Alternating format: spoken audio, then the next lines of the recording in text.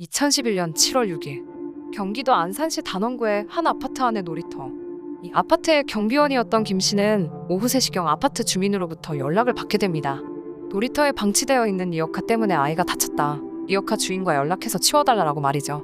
김 씨는 놀이터로 향했고 놀이터에 리어카가 떡하니 세워져 있었습니다. 그런데 이 리어카 전혀 낯선 물건이 아니었는데요. 이 리어카는 같은 자리에 무려 3년 동안이나 있었기 때문입니다. 김 씨는 지금 와서 생각해보니 이 리어카가 아이들이 뛰어노는 놀이터에 왜 세워져 있는지 의문을 가져본 적이 없다고 말했는데요. 리어카는 비닐로 수차례 덮여져 있었고 김 씨는 비닐을 손으로 잡아 걷어내기 시작했습니다. 다 걷어내고 보니 웬 아이스박스 하나가 있었는데요. 김 씨는 박스를 들어 리어카에서 내리려 했지만 아이스박스는 몹시 무거웠습니다. 뭐가 들어있길래 이렇게 무거운 건지 김 씨는 곧 아이스박스를 열어보게 되는데요. 박스를 열자말로 설명할 수 없는 악취가 진동을 했고 상자 안에는 또다시 하얀 비닐로 수차례 감싸진 또 다른 상자가 있었습니다. 그 상자 아래에는 알 수 없는 액체가 가득 고여 있었고요. 경비원 김 씨는 본능적으로 무언가 잘못되었음을 느꼈다고 합니다. 하얀 비닐을 모두 제거해보니 이 상자는 대형 여행 가방이었는데요. 이 여행 가방을 열자 여행 가방 안에는 사람의 시신 일부가 보였습니다. 김 씨는 바로 경찰에 신고했고 경찰이 도착 후 내용물을 열어보자 옷이 다 벗겨진 토막난 여성의 사체가 있었다고 합니다. 이 여성의 시신은 목과 양쪽 엄지손가락이 흉기로 인해 절단된 상태였고 오래 방치되어 몹시 심하게 부패된 상태였다고 합니다. 조사한 결과 이 피해자의 신원은 당시 42세였던 박모 씨였고 거주지는 이 사건이 벌어진 아파트에 등록되어 있었습니다. 피해자 박모 씨는 장애를 가진 장애인으로 기초생활수급비와 장애수당을 받으며 어렵게 생활하던 사람이었다고 합니다. 리어카 주인인 정모 씨는 이미 암으로 2009년에 사망하였고 정모 씨는 피해자 박 씨의 보호자 노릇을 하고 있었습니다.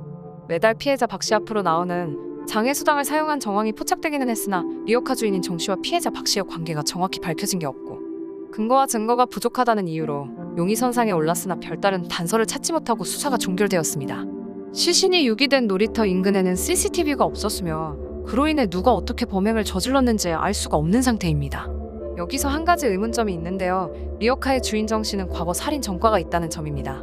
정 씨는 바람을 피운 아내를 살해했고 사형 선고까지 받았지만 재판 과정에서 기독교를 믿게 되었고 우연히 읽은 시집을 계기로 1급 장애가 있는 아내를 만나 옥중 결혼하게 되어 광복절 특사로 출소하게 되었다고 합니다. 살인 혐의로 사형을 선고받은 사람이 세상에 나왔다는 것도 소름돋지만 더 충격적인 사실은 그 후 정 씨는 집사 신분으로 장애인 선교회를 차려 이제는 갱생한 선한 사람이 되었다는 식으로 자신을 알리기 시작했고 인터넷을 뒤져보면 생전 그가 좋은 일을 한다는 기사가 한 번 나온 적이 있고 기독교 방송사의 토크쇼에 나온 적이 있다는 걸 확인할 수 있습니다. 하지만 정 씨가 검거된 것부터 감옥에서 나오게 된 상황까지 그의 주장에는 거짓이 다수 있었는데요. 그는 바람 피운 아내를 우발적으로 살해한 것이 아닌 도리어 자신의 내연녀를 살해하고 시신을 불태운 것이며 치과 의사 또한 아니었다고 합니다. 또한 이제는 좋은 일을 한다며 자신을 소개하고 다녔지만 지금까지 의혹을 보면 피해자 박 씨를 도와가며 자신을 전적으로 믿게 한 후에 박 씨의 장애인 지원금을 노리고 범행을 저지른 것이 아니냐는 의혹이 있습니다. 리어카 주인인 정 씨의 아내는 자신의 남편을 믿는다며 자신의 남편은 그럴 사람이 아니다. 피해자 박 씨가 자신의 남편을 뺏겠다는 식으로 이야기했다고 하는데 진실은 아무도 모른다고 합니다.